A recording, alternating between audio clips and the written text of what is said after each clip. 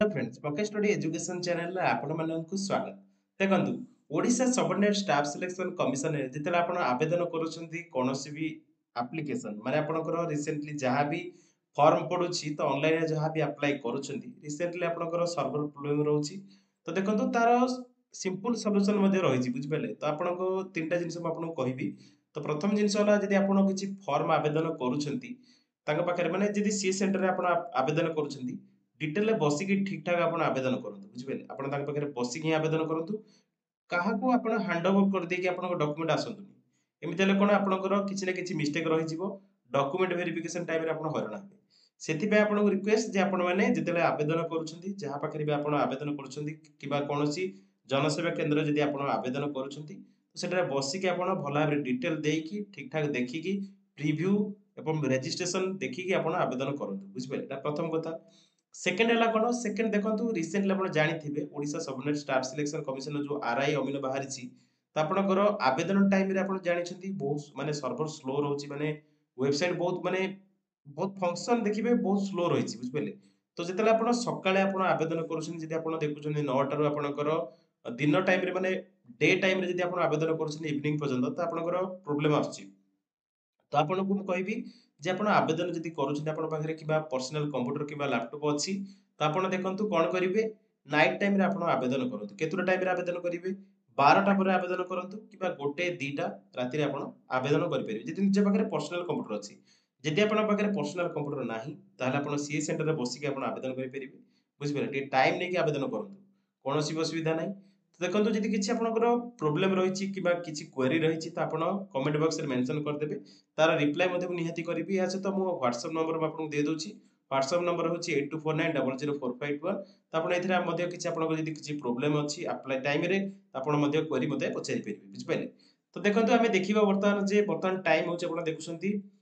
15 जनवरी 2024 आज तारीख एवं बर्तमान टाइम हूँ पाखापाखि 11टा हो तो 10:58 PM। तो आम देखा लॉगिन हो कि नहीं देखो लॉगिन ऊपर आम क्लिक करवा Odisha subordinate staff selection commission site देखो मोर स्पीड नेट अच्छी तथापि ये स्लो चली बुझिपारे माने बहुत स्लो साइट रही। तो देखो रिसेंटली पिला बहुत आवेदन करुँच पिलाମାନଙ୍କର କିଛି ଯଦି ମିଷ୍ଟେକ୍ ବି ହେଇଯାଇଛି ତ ସେମାନେ ଯେତେବେଳେ କ୍ୟାନସଲ କରିବାକୁ ଯାଉଛନ୍ତି ତ ପ୍ରୋବ୍ଲେମ କଣ ହଉଛି ନା ବ୍ୟାକ୍ ହେଇଯାଉଛି ବୁଝିପାରିଲେ।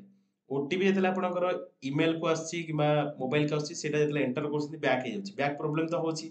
ତ ଦେଖନ୍ତୁ କିଛି ପିଲା ସବମିଟ କରିଦେଇଛନ୍ତି ଫର୍ମ ତାଙ୍କର ଡିଲେଟ ଅପସନ ଆସୁନି ଏମିତି ମଧ୍ୟ କରି ଷ୍ଟୁଡେଣ୍ଟ ମଧ୍ୟ ପଚାରିଛନ୍ତି ମତେ ଯେ କଣ କରିବୁ ସାର୍ ଏମିତି ଆମେ ଭୁଲଭାଲ କରିଦେଇଛୁ। ତ ଦେଖନ୍ତୁ ଆପଣଙ୍କ ପାଇଁ ସିମ୍ପଲ ରହିଲା ହେଲ୍ପଲାଇନ ରେ କଲ୍ କରନ୍ତୁ ହେଲ୍ପଲାଇନ ରେ କଲ୍ କଲେ ଆପଣ 11टाରୁ କଲ୍ କରିବେ ବୁଝିପାରିଲେ। ତ 10ଟା ଅଫିସିଆଲ ଟାଇମ ରହିଛି ହେଲେ ବି ଆପଣ 11टाରେ କଲ୍ କରିବେ 11टाରୁ 4ଟା 5ଟା ଭିତରେ ତାଙ୍କର ଯୋଉ ଟାଇମିଂ ରହିଛି ସେଇ ଟାଇମରେ ଆପଣ କଲ୍ କରିବେ। ତ ସ୍ଲୋ ଦେଖନ୍ତୁ ବର୍ତ୍ତମାନ ସାଇଟ୍ ବି ସ୍ଲୋ ଅଛି ତ ଓପନିଂ ବି ହେଇପାରୁନି ଲଗଇନ୍ ଦେଖିପାରୁଥିବେ। ତ ପ୍ରଥମେ ଲଗଇନ୍ ହେଇଯାଉ ମୁଁ ତ ଆପଣଙ୍କୁ ଡିଟେଲରେ ଜଣାଉଛି କଣ କଣ କରିପାରିବେ। ତ ଏଇଟା ଗୋଟେ ସର୍ଟ କରି ରହିଛି ବୁଝିପାରିଲେ ଏଇଟା ଆପଣଙ୍କର ଦେଖନ୍ତୁ ପ୍ରୋବ୍ଲେମ ବିଷୟରେ ଆପଣ ନିହାତି କମେଣ୍ଟରେ ମେନସନ କରନ୍ତୁ ତାର ସଲ୍ୟୁସନ କଣ ରହିଛି ମୁଁ ରିପ୍ଲାଏ କରିବି ଏହା ସହିତ ହ୍ୱାଟ୍ସଆପରେ ମଧ୍ୟ ଆପଣ ମୋତେ ପଚାରି ପାରିବେ ଯଦି କିଛି ପ୍ରୋବ୍ଲେମ ରହିଛି। ତ ଡିଲେଟ ବିଷୟରେ ଅଲରେଡି ମୁଁ ଭିଡ଼ିଓ କରିସାରିଛି ଯଦି ଆପଣଙ୍କର ଦେଖନ୍ତୁ ଆପଣ ଯଦି ଅଲରେଡି 3ଟା ଷ୍ଟେପ୍ କରିଛନ୍ତି ମାନେ ରେଜିଷ୍ଟ୍ରେସନ ପ୍ରଥମେ କରିଛନ୍ତି ପ୍ରିଭ୍ୟୁ ରେଜିଷ୍ଟ୍ରେସନ କରିଦେଇଛନ୍ତି ତାପରେ 3 ନମ୍ବର ଷ୍ଟେପ ଯଦି ଅଛନ୍ତି ଆପଣଙ୍କର ଆପ୍ଲାଏ ପ୍ରୋସେସ 3 ନମ୍ବର ଅଛି ଯଦି ଆପଣ କିଛି ମିଷ୍ଟେକ୍ କରିଛନ୍ତି ତାହେଲେ ଆପଣ ଡାଇରେକ୍ଟ ସାଇଡରେ ଆପଣଙ୍କର ମାନେ ରାଇଟ କର୍ଣ୍ଣରରେ ଆପଣଙ୍କର ରେଡ୍ ବଟନ ଥିବ ତ ସେଟାକୁ କ୍ଲିକ୍ କରିକି ଆପଣ ମାନେ ଡାଇରେକ୍ଟ ଆପ୍ଲିକେସନକୁ ଡିଲିଟ କରିକି ଆପଣ ନୂଆ ଆବେଦନ କରିପାରିବେ କୌଣସି ପ୍ରୋବ୍ଲେମ ନାହିଁ। ଯଦି ୱାନ୍ସ ଆପଣ ଡିଲିଟ କରିଛନ୍ତି ସେକେଣ୍ଡ ଟାଇମ ଆପଣଙ୍କର ଅପସନ ଦେଖେଇବନି ମ୍ୟାକ୍ସିମମ୍ କେସରେ ଏମିତି ବି କେସ୍ ଅଛି ଯେ ଡିଲିଟ ଅପସନ ଆସୁନି ବୁଝିପାରିଲେ ପ୍ରୋବ୍ଲେମ କିଛି ରହୁଛି ତ ଡିଲିଟ ଅପସନ ମଧ୍ୟ ଆସୁନି। ତ ଆପଣଙ୍କର ଏଡିଟ୍ ଯଦି ଅଛି ଏଡିଟ୍ ମଧ୍ୟ କରିଦେବେ ବୁଝିପାରିଲେ। ଯଦି ପ୍ରୋବ୍ଲେମ ହଉଛି ତାହେଲେ ଆପଣଙ୍କର ଦେଖନ୍ତୁ ଓଡିଶା ସବୁନେଟ ଷ୍ଟାଫ ସିଲେକ୍ସନ କମିଶନର ପୁରା ଲାଷ୍ଟ ରାଇଟ କର୍ଣ୍ଣରକୁ ଯିବେ ତ ସେଠି ତାଙ୍କର ସପୋର୍ଟ ଟିମର ନମ୍ବର ରହିଛି ବୁଝିପାରିଲେ ହେଲ୍ପ ଯୋଉ ଲେଖା ହେଇଛି ହେଲ୍ପରେ ମଧ୍ୟ କ୍ଲିକ୍ କଲେ ଆପଣ ନମ୍ବର ପାଇଯିବେ ତ ସେଠି ଆପଣ କଲ୍ କରିକି ମଧ୍ୟ କ୍ୱେରି ଆପଣଙ୍କ ଦେଇପାରିବେ ବୁଝିପାରିଲେ। ତ ଆଉ ଗୋଟେ ଜିନିଷ ହେଲା ଇମେଲ ମଧ୍ୟ କରିଦିଅନ୍ତୁ ଇମେଲରେ ଆପଣଙ୍କର ଯୋଉ ରହିଛି କଣ ମିଷ୍ଟେକ୍ ରହିଛି ଡିଟେଲ ଟିକେ ଲେଖିବେ ଡିଅର ସାର୍ ତ ଆପଣ ଯଦି ପଚାରିବେ ମଧ୍ୟ କଣ ଲେଖିବାର ଅଛି ଆପଣଙ୍କର ପ୍ରୋବ୍ଲେମ ଅନୁସାରେ ମୁଁ ମଧ୍ୟ ଆପଣଙ୍କୁ ମାନେ ଟେକ୍ସଟ ଲେଖିଦେବି ବୁଝିପାରିଲେ ସେଟା ଆପଣ କପି କରି ଡାଇରେକ୍ଟ ଇମେଲ କରିଦେବେ ବୁଝିପାରିଲେ। ଆଉ ଗୋଟେ ଜିନିଷ ରହିଲା ଯଦି ଆପଣଙ୍କର ପ୍ରିଭିୟସଲି ଯଦି ନୂଆ ରେଜିଷ୍ଟ୍ରେସନ କରିଛନ୍ତି ଓଟିପିଏଲଏସ ରେ ଆପଣ ଯଦି କିଛି ବି ଫର୍ମ ନୂଆ ଆବେଦନ କରୁଛନ୍ତି ଯଦି ଆପଣଙ୍କର କିଛି ମିଷ୍ଟେକ୍ ରହିଯାଇଛି ମାନେ ଆପଣଙ୍କର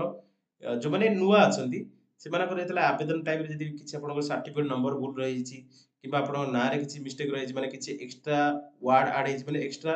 लेटर आड हो तो से गुड़क आप सर्ट आउट करेंगे केमी तो इमेल कर दिंतु या सहित मुझे आपको कहबी रिक्वेस्ट करी जे आपड़ी किसी मिस्टेक कर तो आप आफिडेविट रेडी कर रखुता बुझिपारे जब आपंकर जानते आपंकर भल प्रिपेरेसन रही मिस्टेक हो जाए तो आप आफिडेविट रेडी कर रखिथे बुझिपारे कौन भी असुविधा होना डॉक्यूमेंट वेरिफिकेशन टाइम